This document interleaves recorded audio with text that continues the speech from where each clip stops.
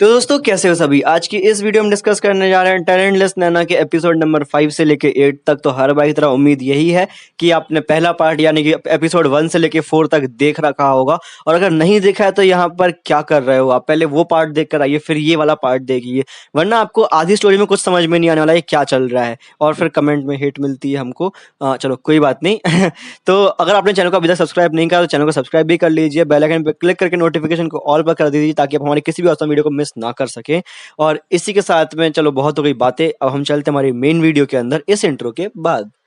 Trapped in a nightmare, in my mind everything that I might fear. And I fight to get by, get my mind clear. Everything's picking sides and I'm right here. I'm running from things that I've done in my past, hoping to become someone that can last. Get out of my way, I'm on the attack. Got something to say and I'm not holding back. Don't be a little bitch in my way, I'll say it to your face. I'd say it to myself, then I'll put you in your place. And this world is my prey, I kill without a trace. Give a fuck what you say, cause it'll go my way. Make a buck for the pain, not enough, I'm insane. Wanna leave a stain on this world on your brain. You won't ever be the same, grab the wheel, grab the reins. Gotta talk to yourself, scare away all the pain.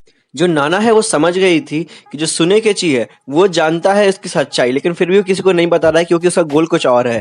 सुनेकेची जो है उसको असल में नाना को अपनी girlfriend बनाना है, और क्योंकि उसकी प्रेमोनिशन कभी गलत नहीं होती, यानी कि उसने जो देखा है फ्यूचर अपना वो कभी गलत नहीं होता है, तो उसकी डेथ तो पक्के में होने वाली है। और डेथ के पहले वो नाना के साथ में थोड़ा टाइम स्पेंड करना चाहता है, यानी कि उसको रियल लाइफ के अंदर गर्लफ्रेंड चाहिए और कुछ भी बात नहीं है। और नाना ये बात जानती है, तो वो बातों में ज़बरदस्ती लेके आ रही थी कि जल्दी जल्दी वो पॉइंट पे आ जाए, और फिर वो अपने पॉइंट पर आता है। और नाना बात रखती है कि हो सकता है कि गलत भी हो, क्योंकि इसमें से मुझे कुछ समझ में नहीं आ रहा। और अगले दिन से नाना उसके रूम पे जाने लग गई और उसकी मदद करने लग गई, जैसे पीठ दबाना और सफाई करना वगैरह वगैरह, मतलब सारे गर्लफ्रेंड वाले काम। और जो नाना होती है उसके पास में पिन होती है, वो बोलती है मैं इसको अभी हाल मार सकती हूँ, और अगर मैंने इसको मार दिया इसकी प्रेमोनिशन गलत हो जाएगी, इसका जो फ्यूचर देखा था वो गलत हो जाएगा। फिर उस सिचुएशन को देखती है और बोलती है कि वो आसानी से पकड़ी जाएगी, जिस कारण से उसने नहीं मारा उसको, और वो जाने लग जाती है। और उस समय पे जो सुनेकेची होता है उसको रात के लिए रोक लेता है, और रात को देख रही होती है कि सुनेकेची कैमरे को टच करके सो रहा है और उसके अंदर से फोटोज निकलना शुरू हो गई हैं।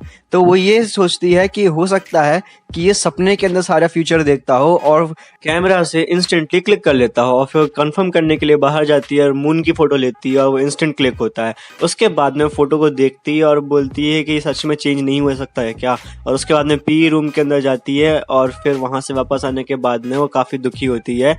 और जो सुनेकेची होता है वो बोलता है कि इट्स पॉइंटलेस, कल तुम मेरी डेथ होने वाली है क्योंकि मुझे मून का शेप देखकर समझ में आ रहा है, और नाना तुम जो फोटो छुपा रही जल्दी से वापस कर दो, क्योंकि मुझे हर रात को 5 इमेजेस दिखती लेकिन उनमें से मेरे पास सिर्फ 4 हैं, तो इसका मतलब एक तुम्हारे पास में है। और वो एक फोटो निकालता है और देखता है कि नाना की खुद की डेथ हो गई है उस फोटो के अंदर, और फिर वो हंसने लग जाता है और बोलता है कि पक्के में तुमने मुझे मारने की कोशिश करी होगी लेकिन तुम मुझे मार नहीं पाई होगी। और उसके बाद में फिर जो नाना होती है बहाने मारने लग जाती है कि ऐसा मैं क्यों करूंगी वगैरह वगैरह। और उसके बाद में जो सुनेकेची होता है वो बोलता है कि आज रात को 10 बजे तक देख लेते हैं, अगर मैं नहीं मारा जिंदा रह गया तो फिर तुम इनोसेंट हो। और उसके बाद में नाना सोचते हैं वो अभी मार दे, लेकिन बाहर कुछ लोग खड़े हुए होते हैं और आवाज के कारण उसको नाना नहीं मार सकती है। फिर सुनेकेची नहाने जाता है, और उसके बाद में जो नाना होती है वो बोलती है कि मुझे भी नहाने जाना है, और वो जाने लग जाती है। और जाने के पहले जो सुनेकेची की वॉच होती है वो उसको उठाती है और उसको 10 मिनट पीछे कर देती है। और फिर रात को नाना जो होती है वो शेड में वेट कर रही होती है सुनेकेची का, और पिन लिए होती है, इसके अंदर उसने पॉइजन लगाया होता है कि पिन गिर जाती है उसके हाथ में से, और तभी सुनेकेची की एंट्री हो जाती है। वो थोड़ा सा वेट करता है बैठ के, और उसके बाद में जो नाना होती है वो उसको रस्सी से मारने की कोशिश करती है पर वो नहीं मार पाती है। और उसके बाद में जो सुनेकेची होता है वो फाइट करता है, उसको पकड़ लेता है, और जो फोटो होती है नाना की वो थोड़ी सी सच होने लग जाती है धीरे धीरे। और उसके बाद में वो बोलता है कि तुम कितनी भी कोशिश कर लो, मैंने फोटो क्लिक करी है कि तुम मरने वाली तो तुम मरने वाली हो। और उसके बाद में जो नाना होती है वो बड़ी खुश हो जाती है, और जो सुनेकेची होता है वो ये समझ नहीं आता कि इसको खुशी किस बात की हो रही है, ये तो मरने वाली थोड़ी देर के अंदर। और इतनी ही देर में सुनेकेची गिरने लग जाता है, और नाना बोलती है कि मैंने तुम्हें पॉइजन कर दिया है, इसका मतलब तुम अब मरने वाले हो। और उसका समझ में आता है ऐसा कब हुआ, और नाना बताती है जब तुम मुझे पकड़ने की कोशिश कर रहे थे तब मैंने तुम्हें पिन चबा दी थी और उस पिन के अंदर जहर लगा हुआ था, तो तुम कभी मरने वाले हो। और उसके बाद में नाना होती है, लेकिन असल में जब मैं फोटो छुपा रही थी वो फोटो ये नहीं थी कि मैं मरने वाली हूँ, वो फोटो थी कि जैसे ही सुनेकेची मरेगा वैसे ही एंट्री हो जाएगी क्योया और मिचुरू की, और वैसा ही होता है। लेकिन क्योया ये समझ नहीं पाता है कि सुनेकेची क्यों मरा पड़ा हुआ है, यानी कि उसकी प्रेमोनिशन सच होनी चाहिए ना, मतलब अगर उसकी प्रेमोनिशन सच हो जाएगी तो जो नाना है वो मरी हुई रहेगी जमीन के ऊपर, क्योंकि उनको तो वही फोटो मिली है उसकी। और फिर जो नाना होती है वो ये खुशी मनाती है कि अच्छा हुआ कि इसने वो फोटो नहीं देखी जिसके अंदर नाना सुनेकेची को मार रही है। और उसके बाद में जो क्योया होता है वो ये बताता है कि मिचिरू को तुम्हारी फोटो मिली थी मरने वाली, और उसके बाद में वो काफ़ी डर गई थी, तो वो सीधे मुझे यहाँ पर लेकर आ गई है। और नाना होती है और रोने की एक्टिंग कर रही होती है ताकि उसके ऊपर किसी का शक नहीं जाए। और उसके बाद में जो क्योया होता है उसका शक चला जाता है और वो पूछता है कि अगर उसे तुम्हारी फ़ोटो ली है मरने की तो तुम मरी क्यों नहीं अभी तक, क्योंकि उसका मानना तो यही था ना कि उसकी फ़ोटोग्राफ कभी भी गलत नहीं होती हैं। और उसके बाद में नाना होती है, उसके पास में कुछ जवाब नहीं होता है, वो बस बहाना बना देती है कि वो शायद से इंसानियत का दुश्मन होगा, क्योंकि मतलब उसके अलावा कोई और रीज़न बनता भी नहीं है। तो जो क्योया होता है वो काफ़ी शक करने लग जाता है नाना के ऊपर कि उसको ये समझ में नहीं आता है कि अगर वो फ़ोटो सच है तो ये ज़िंदा कैसे है, और अगर फ़ोटो झूठी है तो इसी ने इसको मारा होगा। लेकिन उसके पास में कोई प्रूफ नहीं होता है। और उसके बाद में नाना घर जाने की बात करती है और घर जाने की जगह पे वो सुनिकेची के रूम में पहुंच जाती है और उसी के पीछे पीछे क्योया पहुंच जाता है। क्योया उससे बोलता है कि मैं तुम्हारी फ़ोटोज़ नहीं लेने के लिए आया हूँ जो उसने ली हैं, मैं बस यहाँ पे थोड़ी इन्वेस्टिगेशन करने के लिए आया हूँ, क्योंकि उसकी तबीयत ख़राब थी और मुझे ये देखना है कि वो कौन सी दवाई लेता था। और उसके बाद में नाना वहाँ से चली जाती है उठ के, लेकिन तभी क्योया बोलता है कि मुझे नहीं लगता है कि ये जो फ़ोटो है वो सुनिकिच ने ली है, क्योंकि इस फ़ोटो के अंदर साफ साफ दिखाई दे रहा है कि जो नॉट्स हैं वो इस तरीके से बंधी हुई हैं कि तुमने खुद ने अपने आप को बांधा है। और उसके बाद में जो नाना होती है वो काफ़ी परेशान हो जाती है और बोलती है कि मैं ऐसा क्यों करूँगी वगैरह वगैरह। और उसके बाद में क्योंकि क्योया के पास में कोई प्रूफ नहीं होता है तो उसको ये यकीन नहीं हो पाता है कि उसने खुद को बांधा है या फिर ये मैं बस सोच रहा हूँ इन चीज़ों को। और वहीं पर जो मिचिरू होती है वो उसको ज़िंदा करने की कोशिश करती है और ज़िंदा करते समय पे मिचिरू को एक फ़ोटो मिलती है और उस फोटो के अंदर जो नाना है वो नाकाजिमा को मार रही है, यानी कि नानाओ को मार रही है। और जो मिचिरू उसको कुछ समझ में नहीं आता है, इसी कारण से नाना उसको जिंदा छोड़ देती है और फिर मिचिरू उसको फोटो वापस कर देती है। और जो नाना होती है वो मन में बोलती है कि मैं तुम्हें किसी और दिन मारूंगी, अभी तो मेरे बहुत काम की हो। और उसके बाद में वो बहाना बना देती है कि ये फोटो असली नहीं है और जो सुनिकेची था वो सपने में फोटोज लेता था और वो जो भी सपना दिखता था वो ही फोटो होती थी, तो वो फ्यूचर नहीं देखता था असल में। और जो मिचिरू होती है वो उसकी बात को मान लेती है और उसके बाद में जो नाना होती है वो बोलती है कि ये बात हमारे बीच में ही रहनी चाहिए ताकि किसी और को पता ना चले। और उसके बाद में वो लोग फ्यूनरल में जाते हैं सुनिकेची के, और जो बाकी के स्टूडेंट्स होते हैं वो काफ़ी दुख में होते हैं। और तभी क्योया की एंट्री होती है और क्योया बोलता है कि मुझे इस बॉडी का पोस्टमार्टम करके देखना है, यानी कि ऑटोप्सी करके देखना है कि इसकी डेथ कैसे हुई थी। और उसके बाद में नाना उसको अपने साथ बाहर लेकर जाती है और मना करती है कि ऑटोप्सी मत करो, यहाँ पे क्या फालतू का मुझे झमेला के घूम रहे हो, और जैसा कि तुमने अभी तक नाकाजिमा और बाकी लोगों के बारे में पता किया है, मुझे नहीं लगता कि ऑटोप्सी की ज़रूरत है उसके लिए। लेकिन जो क्योया होता है वो अड़ियल होता है, वो फिर भी नहीं मानता, अंदर जाते जाते बोलता है कि मैं तो ऑटोप्सी करूँगा। और जैसे ही वो उसके पास में पहुँचता है, यानी कि कॉप्स के पास में पहुँचता है, वो बॉक्स को ओपन करने की कोशिश करता है। इतने में बॉक्स अपने आप ओपन हो जाता है और जो सुनिकेची होता है वो उठ के खड़ा हो जाता है। सब लोग काफ़ी डर जाते हैं और तब एंट्री होती है शिनजी की, और उसका टैलेंट होता है नेक्रोमेंसी, यानी कि मुर्दों को जिंदा कर देना। और सभी लोग काफ़ी डर जाते हैं और तभी उसकी गर्लफ्रेंड की एंट्री होती है यूका की, जिसका टैलेंट है सुपर स्ट्रेंथ। और उसके बाद में वो शिनजी को बोलती है कि उसको वापस से अंदर रख दो वगैरह वगैरह। और उसके बाद में जो क्योया होता है वो ऑटोप्सी की बात भूल जाता है, क्योंकि नेक्रोमेंसी बीच में आ रही थी, वो उसको ज़ॉम्बी जैसे लेके घूम रहा था हर जगह पे, और ऑटोप्सी की बात टल जाती है। अब अगले दिन जो नाना होती है वो युवा के पास में जाती है बात करने के लिए। वो पूछती है कि शिनजी कहाँ पर है, क्योंकि मैं क्लास के लीडर, तो मुझे पता होना चाहिए कि क्या चल रहा है क्लास के अंदर। उसके बाद में यूका उसको थोड़ा सा बताती है शिनजी के बारे में कि शिनजी जो है वो क्लास के बच्चों से ज़्यादा मिलता जुलता है नहीं, इसलिए वो घर पे ज़्यादा रहता है। और उसके बाद में जो नाना होती है वो रात को फॉलो कर रही होती है और जो यूका और जो शिनजी होते हैं रात को डेट पर बैठे हुए होते हैं। और तभी जो क्योया होता है उसकी एंट्री हो जाती है और जो शिनजी और यूका होते हैं वो देख लेते हैं कि वो लोग वहाँ पर आ चुके हैं। और उसके बाद लोग पूछते हैं कि तुम लोग यहाँ पे क्या कर रहे हो, तो जो दोनों होते हैं वो बोलते हैं कि हम यहाँ पे थोड़ा सा निगरानी करने के लिए आए थे। और तभी जो शिनजी होता है वो बोलता है कि तुम इमॉर्टल हो, तो अगर मैं तुम्हारे कॉप्स को कंट्रोल करने की कोशिश करूँ तो उसको पता नहीं क्या होगा, मुझे जानना है। और इतना बोलकर वो वहाँ से चला जाता है। अब जो यूका होती है थोड़ी सी कहानी सुनाती है कि जो शिनजी था उसने उसकी जान बचाई थी जब वो लोग मूवी देखने के लिए गए थे बहुत समय पहले, और तब से वो दोनों एक दूसरे से बहुत ज़्यादा प्यार करते हैं और तब से वो दोनों साथ में हैं। और ये बोलकर जो यूका होती है वो भी घर चली जाती है। और जो नाना होती है अगले दिन एक्टिंग करती है कि उसकी तबीयत ख़राब हो गई है, और जो मिचिरू होती है उसको अकेला छोड़ के चली जाती है बाहर। और उसके बाद जो नाना होती है वो बोलती है कि अब मुझे बिना पकड़े जाए उसको मारने जाना होगा।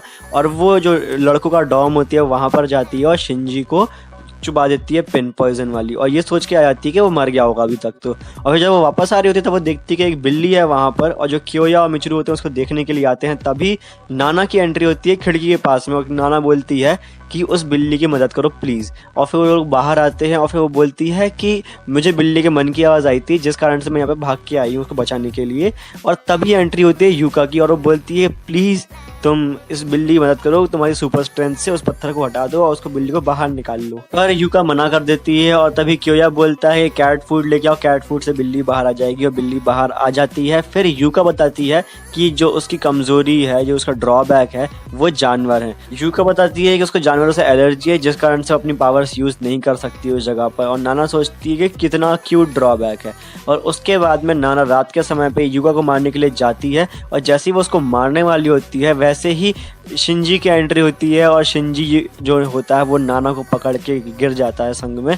और जो यूका होती है वो बोलती है कि तुमने बहुत बड़ी गलती कर दी शिंजी को मारने की कोशिश करके, शिंजी ने मुझे सब कुछ बता दिया है। और जो नाना होती है उसको रियलाइज़ होता है कि असल में जो नेक्रोमेंसी की पावर है वो शिंजी के पास में नहीं है, यूका के पास में है। और वो बहुत केयरलेस हो गई थी उस समय पर, क्योंकि मूवी थिएटर्स के गेट जो होते हैं वो अंदर की तरफ खोलते हैं, तो इस लड़की के अंदर पक्के में सुपर स्ट्रेंथ होगी ये सोचकर नाना ने उसके ऊपर हमला किया था। अब उसके बाद में जो यूका होती है वो अपनी असली कहानी सुनाती है कि जब वो लोग मूवी देखने के लिए गए थे और आग लगी थी, तब जो शिंजी था वो फंस गया था, और जो यूका थी वो बाहर आ गई थी क्योंकि वो दोनों अलग हो गए थे उस समय पर। और उस कारण से शिंजी की डेथ हो गई थी, और उसी समय पर यूका को समझ में आया था कि उसकी रियल एबिलिटी है नेक्रोमेंसी। और यूका ने इसी पावर के यूज से जो शिंजी है इसको जिंदा कर पाया। और वो चाहती थी कि हर कोई इसको कूल समझे, इसलिए वो हर किसी के सामने शो ऑफ करवाती है शिंजी के हाथों। फिर यूका जो है वो अपनी दो अलग अलग टाइप की पर्सनैलिटी दिखाती है, इसके अंदर वो काफ़ी प्यारी है और एक के अंदर काफ़ी साइकोपैथिक है।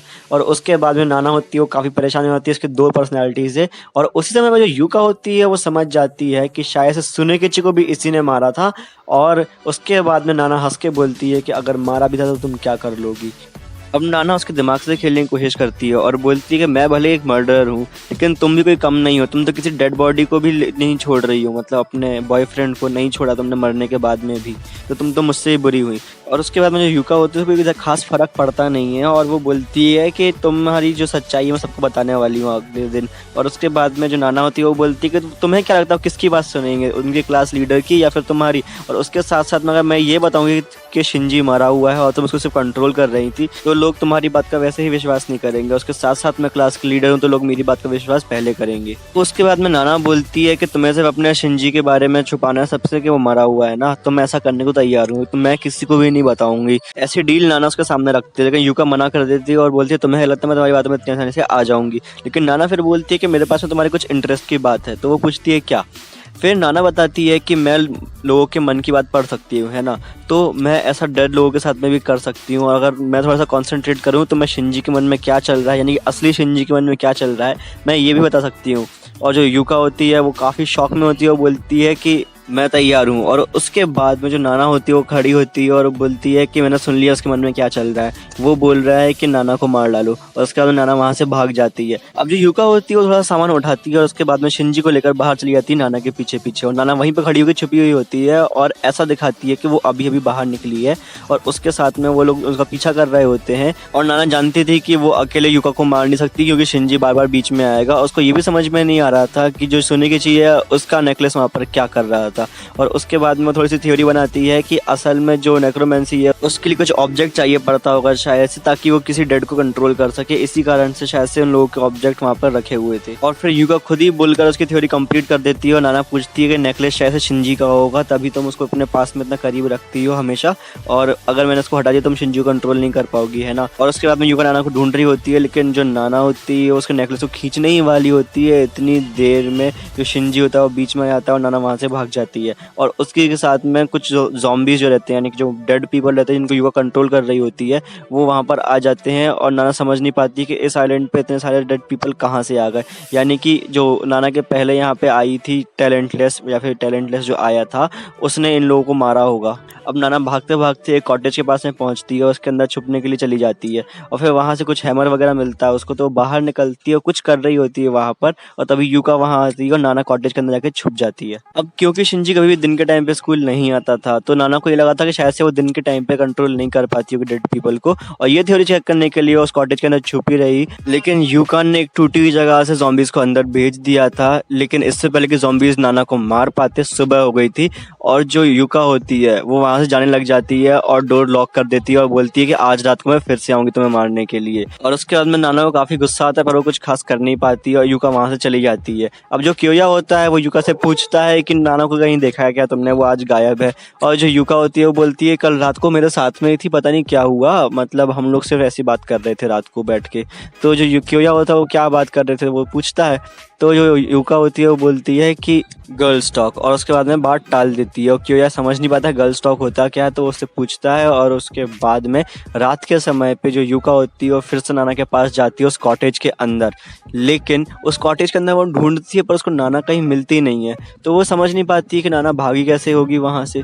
और उसके बाद में नाना के जैसे सेम ड्रेस और सेम बाल वाली लड़की वहाँ पे पड़ी हुई थी मरी हुई, लेकिन जो यूका होती है उसको लगता है कि नाना ही है, तो उसको उठा के देखता है शिंजी। और उसके बाद में यूका कंफ्यूज हो जाती है कि अब नाना ये भी नहीं है तो फिर कहाँ गई। और उसके बाद में चेक करने के दरवाज़ा ठोक के भी देखती है कि दरवाज़ा टूटता है कि नहीं टूटता, दरवाज़ा खुलता है कि नहीं खुलता है, पर वो भी नहीं खुलता है। और उसके बाद में जो यूका होती है वो गिव अप कर देती है। सुबह तो थोड़ा ढूंढती है उसको, लेकिन गिव अप करके घर चली जाती है सुबह को। उसके बाद में नाना पीछे से आती है और यूका को बोलती है कि अब तुम क्या करोगी, अब तुम कहाँ भागोगी। और उसके बाद में नाना उसके ऊपर हमला करती है और उसके पॉकेट के अंदर से एक पेपर निकालती है और बोलती है कि मुझे पहले ही पता चल गया था कि वो नेकलेस शिंजी का नहीं है, क्योंकि अगर तुम्हें इतना प्यारा ही होता तो तुम उसको इतना ख़राब हालत में नहीं रखते, यानी कि उसको टूटा हुआ था कभी भी गिर जाता, तो ऐसे तरीके से तो तुम कभी रखती नहीं उसको। और क्योंकि कल मैंने तुम्हें जब धक्का दिया था तो उस समय पर तुमने अपने नेकलेस को बचाने की जगह पर अपनी पॉकेट पे हाथ रखा था, तो मैं समझ गई थी जो भी है वो तुम्हारी पॉकेट के अंदर है। और जैसा कि तुमने बताया था कि शिंजी काफ़ी पढ़ने वाला लड़का है, तो उस हिसाब से तुमने उसके मार्क्स बचा के रखे थे। मुझे ये समझ में नहीं आया तुमने इतना गंदा पीस ऑफ पेपर क्यों बचा के रखा। पहले मुझे लगा था कुछ बटन वगैरह होगा, लेकिन तुम इतनी बेकार लड़की निकलोगी, इतनी फालतू लड़की निकलोगी, मुझे कभी समझ में नहीं आया था। और अगर तुम्हें पीस ऑफ पेपर वापस चाहिए तो तुम मेरे साथ में आओगी। और उसके बाद में वो उसको अपने साथ में लेके जाती है ओशन के पास में और बोलती है कि अगर तुमने मेरी बात नहीं मानी तो मैं पेपर को फेंक दूंगी। और जो यूका होती है वो बोलती है सॉरी मुझे माफ़ कर दो वगैरह वगैरह, अब मैं किसी को कुछ नहीं बताऊंगी तुम्हारे बारे में, तुम्हें जिसको मारना है मारते रहो, बस शिंजी का पेपर वापस कर दो मुझे। और साथ ही साथ में जो यूका होती है वो ये भी पूछती है कि तुम मुझे ये भी बताओ कि तुम उस जगह से बाहर कैसे निकली थी, मतलब मैंने खुद कोशिश करी थी बाहर निकलने की पर मैं बाहर नहीं निकल पाई थी। तो नाना बोलती है कि मैंने कोई पावर यूज़ नहीं करी थी, मैंने असल में तुम्हारे आने के पहले जो कीलें थी वो वहाँ से निकाल दी थी और जो नॉब था उसको टेप से चिपका दिया था, तो तुम गेट लॉक करके भी गई थी तो वो लॉक कभी हुआ भी नहीं था। और मुझे पता था कि तुम मुझे लॉक करोगी, क्योंकि अगर तुम्हारी पावर सुबह को काम नहीं करती हैं तो मैं आसानी से निकल जाऊंगी और तुम्हारा आखिरी ऑप्शन बचता मुझे लॉक करना। तो मेरे पास में पूरा प्लान रेडी था। और उसके बाद में जो यूका होती है वो बोलती है सिर्फ मेरी थ्योरी टेस्ट करने के लिए कि मेरी पावर सुबह को काम नहीं करती है तुमने अपनी जान रिस्क में डाल दी। तो नाना बोलती है कि वो नेसेसरी रिस्क था। और जो नाना होती है उस पेपर को फेंक देती है और जो यूका होती है वो काफ़ी रोने लग जाती है। फिर उसके बाद में नाना पूछती है कि अच्छा तुम मुझे सच सच बताना, क्या सच में उस थिएटर में जैसा तुमने बताया वैसा हुआ था। तो यूका बोलती है हाँ वैसा ही हुआ था। तो उसके बाद में जो नाना होती है उसको मेंटली टॉर्चर करती है कि तुम मुझे ये बताओ कि तुम किस साइड बैठी हुई थी, उसके उस दिन आग कैसे लगी थी, शिंजी भाग क्यों नहीं पाया था। तो उसके बाद में जो यूका होती है वो काफ़ी कंफ्यूज हो जाती है, काफ़ी टॉर्चर हो जाता है उसके माइंड के अंदर। और फिर वो बोलती है कि मैंने शिंजी को नहीं मारा है, मैंने सिर्फ आग लगाई थी और वो पता नहीं क्यों उस लड़की के पीछे पड़ा हुआ था बिना मतलब में, जबकि उसको साफ साफ पता था कि मैं शिंजी को ज़्यादा प्यार करती हूँ। लेकिन उसके बाद में नाना बोलती है अब बहुत देर हो चुकी है और उससे अपना पिन वापस मांगती है और उसी पिन से यूका को मार डालती है और धक्का दे देती है। और उसके मरने के बाद में जो शिंजी की बॉडी होती है वो सड़ना शुरू कर देती है। फिर वो जंगल में से घूमते फिरते वापस जा रही होती है और देखती है कि जितनी बॉडीज़ मरी पड़ी है वहाँ पे वो सारी की सारी सड़ना शुरू कर चुकी हैं। और जब वो वापस जा रही होती है तो वो रास्ते में एक और लड़की से मिलती है, उसकी क्लासमेट होती है वो लड़की, और उस लड़की का नाम होता है हाबू। और हाबू जो होती है वो एक सांप को पकड़े हुए होती है। तो नाना बोलती है कि तुम क्लास में लड़कियों को परेशान करती है, यानी कि बुली करती हो, और उसके बाद में एक सांप को भी नहीं छोड़ा तुमने। तो हाबू बोलती है मेरी सुपर पावर है, अगर मुझे पॉइजन बनाना है अपनी सलाइवा से तो मुझे रेप्टाइल्स खाने होंगे और वो भी ज़िंदा। तो उसके बाद में जो नाना होती है वो बोलती है चलो ठीक है। और फिर वो पूछती है कि तुम्हारी दोस्त से लड़ाई हुई है ना शायद से। तो हाबू बोलती है कि हाँ हुई है, मुझे समझ में नहीं आ रहा है कि मुझे माफ़ क्यों नहीं कर रही है वगैरह वगैरह। और उसके बाद में नाना बोलती है कि उसने तुम्हें माफ़ कर दिया है, वो यहीं पे है, देखो तुम्हारे पीछे खड़ी हुई है। और हाबू जैसे पीछे घूमती है तो वो बोलती है यहाँ पे तो कोई भी नहीं है। तो नाना बोलती है वो टेलीपोर्ट कर गई होगी शायद से, वो देखो तुम्हारे पीछे खड़ी हुई है। तो जैसे ही हाबू फिर से घूमती है, जो नाना होती है वो एक पिन निकालती है और हाबू को मार डालती है। और उसके बाद में जो हाबू होती है वो अपनी आखिरी सांसें गिन रही होती है। जो नाना होती है वो बोलती है अपने फ़ोन का पासवर्ड दे दो और शायद से मैं तुम्हें एंटीडोट दे दूँ। और उसके बाद में जैसे ही हाबू पासवर्ड बोलती है, नाना अपना हाथ खाली कर देती है और बोलती है मेरे पास में कोई एंटीडोट है ही नहीं। और जो हाबू होती है वो वहीं पर मर जाती है। अब ताकि कियोया का शक उसके ऊपर ना जाए, इसलिए हाबू उसकी दोस्त को मैसेज अभी से नहीं करती है। उसका प्लान ये है कि वो हाबू को मार डालेगी और हाबू के फ़ोन से उसके दोस्त को मैसेज करेगी और उसके दोस्त को मार डालेगी और सारा जो ब्लेम रहेगा वो हाबू के ऊपर डाल देगी। लेकिन अगर वो अभी हाल मैसेज करती है तो कियोया उसको पकड़ लेगा आसानी से, और इसलिए वो ऐसा अभी हाल नहीं कर रही है। और उसके बाद में वो उसके दोस्त के रूम में जाती है और उसके बाद में उसके जो आई लेंसेज होते हैं, कॉन्टैक्ट लेंसेज होते हैं, उसके अंदर वो पॉइजन को डाल देती है। जैसे ही वो लड़की पॉइजन वाले लेंस का यूज़ करेगी वो लड़की मर जाएगी। और उसके बाद में नाना को विंडो खुली मिलती है तो विंडो बंद कर देती है और फिर वो नोटिस करती है कि विंडो सिर्फ एक तरफ से बंद होगी, दूसरी तरफ से बंद नहीं होती है। और उस समय पे वो नाना कोशिश करेगी कि वो कियोया के साथ में रहे ताकि कियोया का शक कभी उसके ऊपर जा ही नहीं, और वो ऐसा ही करती है। वो उसके बाद में कियोया के पास में जाती है और बोलती है कि जो यूका है वो मर चुकी है और सारी गलती नाना की है। और उसके बाद में वो ओशन के साइड में लेके जाती है कियोया, मिचिरू, मोगोऊ और सेया को।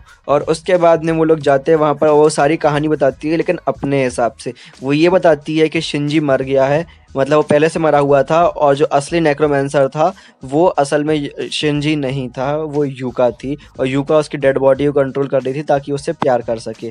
और उसी के साथ साथ में जैसे ही नाना ने उसको बताया कि शिंजी उससे बहुत प्यार करता है मरने के बाद में भी, तो जो यूका थी वो अपना को कंट्रोल नहीं कर पाई और वो वहाँ से कूद गई और उसने सुसाइड कर लिया। और कियोया ये सोचता है कि जब भी कुछ मर्डर वगैरह से रिलेटेड या फिर कुछ भी केस होता है तो वहाँ पर हमेशा नाना क्यों पहुँच जाती है। और उसके बाद में जो नाना होती है वो मोगो को बोलती है प्लीज़ इसकी डेड बॉडी को जला दो, मैं चाहती हूँ इसका कुछ अंतिम संस्कार अच्छा हो जाए। और उसके बाद में जंगल के अंदर जाती है और बोलती है ये सारे ज़ॉम्बीज़ को लेकर यूका मेरा पीछा कर रही थी। और उसके साथ में वो ज़ॉम्बीज़ एक जगह पे इकट्ठे होते हैं और उनको मोगो इकट्ठा जला देता है। उसके बाद में वापस जा रहे होते हैं, नाना बोलती है कि यूका की कोई गलती नहीं है कि उसने मेरे ऊपर हमला करा, मैंने कुछ आवाज़ें सुनी थी जो कि ह्यूमैनिटीज़ के दुश्मन की थी और उन लोगों ने बोला था कि वो यूका का यूज़ कर रहे हैं क्योंकि वो ईजी सोल है कंट्रोल करने के लिए, मैनिपुलेट करने के लिए। फिर जैसे ही वो लोग लड़कियों के डॉम के पास से पहुंचते हैं नाना को छोड़ने के लिए, इतने में किसी के चिल्लाने की आवाज़ आती है। और उसके बाद में जैसे वो अंदर जाते हैं तो वो देखते हैं काओरी मर चुकी है। और उसके बाद में जो कियोया होता है वो नोटिस करता है कि काओरी अपनी आंखों को नोच रही है, इसका मतलब उसकी आंखों में कुछ हुआ होगा। फिर वो देखता है कॉन्टैक्ट लेंस का जो केस है वो वहाँ पर रखा हुआ है, उसके अंदर कुछ फ्लूइड वगैरह होता है। तो जो कियोया होता है उसको टेस्ट करता है और जो नाना होती है उसको रोकने की कोशिश करती है। फिर उसके बाद में कियोया की बॉडी पूरी जलने लग जाती है, यानी कि उसको जलन होने लग जाती है पूरी बॉडी के अंदर। वो थोड़ा दर्द महसूस करता है और उसके बाद में वो शर्ट वगैरह उतार देता है अपनी। और उसके बाद में जो नाना होती है वो विंडो खोलने के लिए चली जाती है। फिर कियोया खड़ा होता है और उसके बाद में वो विंडो बंद करने के लिए जाता है और दूसरी साइड से खोलने की कोशिश करता है। फिर वो देखता है कि विंडो दूसरी साइड से खुल नहीं रही है। फिर वो ये पूछता है कि तुम सुबह सुबह कहाँ पर थी, तुम सुबह क्लास में तो नहीं थी क्योंकि। तो वो नाना बोलती है कि मैं जंगल में घूम रही थी क्योंकि मैं युवा की डेथ से काफ़ी ज़्यादा ट्रॉमेटाइज थी और मुझे मन की शांति चाहिए थी। उसके बाद में लोग बाहर जाते हैं और कियोया हर बार की तरह नाना से क्वेश्चंस करता है, जैसे कि तुम्हें पहले से पता था उसका टैलेंट क्या है और वगैरह वगैरह। और उसके बाद में नाना होती है वो बोलती है कि हाबू का टैलेंट क्या था फिर से, और तो मिचिरू बोलती है कि उसका टैलेंट था कि पॉइजन बना सकती है वो अपने सलाइवा से। और उसके बाद में जो नाना होती है वो पॉइंट करती है कि हो सकता है हाबू ने उसको मारा हो। और जैसे ही ये बात बोलती है नाना, जो कियोया होता है उसके मन में चल रहा होता है कि हो सकता है यूका की तरह जो हाबू है वो भी पहले से डेड हो और हमें पता भी ना हो। फिर जो नाना होती है वो इंसिस्ट करती है कि हमें पहले हाबू के बारे में इन्वेस्टिगेट करना चाहिए, हो सकता है उसी ने मारा हो। और यही पॉसिबिलिटी बनती है क्योंकि उन दोनों की लड़ाई चल रही थी अभी फिलहाल में। और उसके बाद में जो कियोया होता है वो बोलता है कि सिर्फ नाना यहाँ पे रुकेगी, बाकी सब लोग रूम के अंदर चले जाओ अपने अपने, या फिर कुछ भी काम करने चले जाओ, पर यहाँ पे मत रहो और हम दोनों यहाँ पे इन्वेस्टिगेशन करेंगे। और फिर वो लोग रूम के अंदर जाते हैं और उसका पहला सवाल होता है नाना से कि नाना क्या तुम इस रूम के अंदर पहले भी आ चुकी हो। फिर नाना हाँ बोल देती है। फिर उसको बाद में रियलाइज़ होता है कि मैंने विंडो एक बार में खोल दी थी, मैं केयरलेस हो गई थी और क्यों ये चीज़ नोटिस कर ली होगी पक्के में। और उसके बाद में वो बोलती है कि हाँ उन लोगों ने मुझे कुछ बात करने के लिए बुलाया था तो मैं यहाँ पर आ चुकी हूँ एक बार। और उसके बाद में क्योया बोलता है अच्छा तो तुम यहाँ पर पहले भी आ चुकी हो, चलो ठीक है। फिर उसके बाद में जो मिचरू होती है वो बीच में उचकती है और बोलती है कि ये टेक्स्ट देखो हाबू और काउरी के बीच के, इनकी कितनी खतरनाक लड़ाई हो रही है और हाबू ने इसको धमकी दी थी कि आई विल किल यू। और उसके बाद में जो क्योया होता है वो बोलता है तुमने इसको फ़ोन कैसे अनलॉक किया। और उसके बाद में मिचरू बोलती है कि फिंगरप्रिंट वाला था तो मैंने काउरी के फिंगरप्रिंट से इसको अनलॉक कर लिया। उसके बाद में मिचरू इंसिस्ट करती है कि मैसेज 3:04 पे आया था, जिसका मतलब जो अपनी नाना है वो वहाँ पर नहीं थी, यानी कि मर्डर के स्पॉट पर नहीं थी और वो हम लोगों के साथ में थी। तो हाबू ने ही ये मर्डर किया होगा मेरे हिसाब से। तो उसके बाद में जो अपना क्योया होता है वो बोलता है कि जो नाना है इसने ही मर्डर किया है, तुम दूर रहो मिचरू यहाँ से। और उसके बाद में बाकी के बच्चे अंदर आते हैं और पूछते हैं कि क्या लड़ाई झगड़े हो रहे हैं अंदर। और उसके बाद में जो क्योया होता है वो बोलता है तुम लोग भी यहीं पे रुको, मुझे कुछ सच बताना है तुम्हारी लीडर के बारे में कि उसके कांड क्या क्या हैं। और उसके बाद में सब लोग ध्यान से सुन रहे होते हैं और क्योया बोलता है कि इसने मर्डर किया है और कोई भी इसकी बात पर यकीन नहीं करता है। तो जो क्योया होता है वो प्रूफ देता है कि सुबह सुबह ये गायब थी और जैसा कि नाना ने खुद ने बोला कि वो जंगल के अंदर थी, तो हो सकता है कि हाबू वहाँ पर जो रेप्टाइल्स वगैरह है वो खा रही होगी हर सुबह की तरह और नाना ये बात पहले से जानती थी। तो जो नाना है उसने उसको मार डाला होगा, उसका फ़ोन अपने साथ में रख लिया होगा। और जिस समय पे सभी बच्चे स्कूल के अंदर पढ़ रहे थे तो नाना ने पहली क्लास मिस करी थी, तो उस समय पर उसने काउरी के लेंस के साथ में छेड़छाड़ करी होगी, उसमें पॉइजन मिक्स करा होगा और उस कारण से हम लोगों को भी पता ही नहीं चला। और जिस समय पे उसने हम लोगों को डेड बॉडीज दिखाई थी और उसको जलाने के लिए बोला था तो हाबू की बॉडी को उसने इस तरीके से डिस्ट्रॉय किया होगा कि हम लोग पहचान ही ना पाए कि ये हाबू है। और उसके बाद में उसने बाकी डेड पीपल के साथ में मिक्स करके उनको जलवा दिया होगा, है ना। और उसके बाद में जब हम लोग यहाँ पर वापस आए तब हम लोगों को काउरी डेड मिली थी और जब लोग जला रहे थे उन लोगों को तो तब नाना ने मैसेज किया होगा हाबू के फ़ोन से और हम लोगों को लग रहा है कि हाबू मर्डरर है। और इस थ्योरी को प्रूव करने का एक ही तरीका है कि हम लोग नाना की पॉकेट्स को चेक करें, क्योंकि जहाँ तक मुझे ध्यान है उसने कहीं पर भी फ़ोन नहीं फेंक पाया है। और क्योंकि तुमने टेक्स्ट पहले से लिख के रखा हुआ था तो मैं सिर्फ एक बटन क्लिक करना था सेंड करने के लिए। तो मेरा मानना है कि हाबू का फ़ोन तुम्हारी पॉकेट में अभी भी होगा। तो चेक करने का एक ही तरीका है कि तुम्हारी पॉकेट चेक करी जाए और उसके बाद में जैसे ही क्योया पॉकेट चेक करने के लिए उसकी पॉकेट में हाथ डालता है इतने में एपिसोड खत्म हो जाता है। तो उम्मीद आपको वीडियो पसंद आएगा। वीडियो पसंद है तो वीडियो को लाइक करें, चैनल को सब्सक्राइब करें और बेल आइकन में क्लिक करके नोटिफिकेशन को ऑल पर कर दें ताकि आप हमारी किसी भी ऑसम वीडियो को मिस ना कर सकें। अगर आप दूसरे वीप से बात करना चाहते हैं या फिर हमसे बात करना चाहते हैं तो आप डिस्कॉर्ड ज्वाइन कर सकते हैं। और अगर आपको कोई प्रॉब्लम आ रही है समझने में तो आप हमसे कमेंट सेक्शन में पूछ सकते हैं या फिर हमसे डायरेक्टली इंस्टा पे डीएम करके पूछ सकते हैं, हम आपके कोशिश करेंगे। और इसी के साथ में अगर आपको अच्छा लग रहा है जो कंटेंट हम लोग यूट्यूब पर डाल रहे हैं तो आप हमको सपोर्ट कर सकते हैं हमारे मेंबर बन के। आपको सिर्फ मिस डीमन चैनल के ज्वाइन बटन में क्लिक करके पेमेंट करनी है। और बच्चे प्लीज दूर रहें उस बटन से, क्योंकि हम नहीं चाहते कि आप पेरेंट्स का पैसा ऐसे ही खर्च करना शुरू कर दें। लेकिन जो सपोर्ट करना चाहते हैं तो कर सकते हैं। और अगर आप फाइनेंशियली स्ट्रांग नहीं है तो फिर आप वीडियोस देख के भी सपोर्ट कर सकते हैं।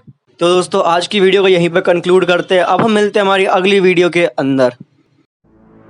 फाड़ दिया लिख के फिर गया मैं पन्ने खा, महाराज के आगे कौन पन्ने खा। मिली इज्जत तो बहुत मेरे काम को, पर अब बेटा टाइम हो गया है मेरे धंधे का। हुआ अब बहुत ये लेवलों के टंटे का, करो इग्नोर मुंह बनेगा हर बंदे का। पड़ता फर्क नहीं ये लिखते कमेंट्स में क्या इन्होंने घंटा नहीं मेरा घमंड देखा। आज नाचू मैं बेड़ियां उतार के, कट गए संकट संसार के। प्रजा के इज्जत में महाराज चुप थे, लो दर्शन करो नए मुंह फाड़ के। नए महाराज के शाही ये थॉट्स है, प्रो पहले लेवल था अब बेटा गॉड है। लगी जो दौड़ है भाग रहे सब, मैं बैठा सुकून से यही तो चौड़ है।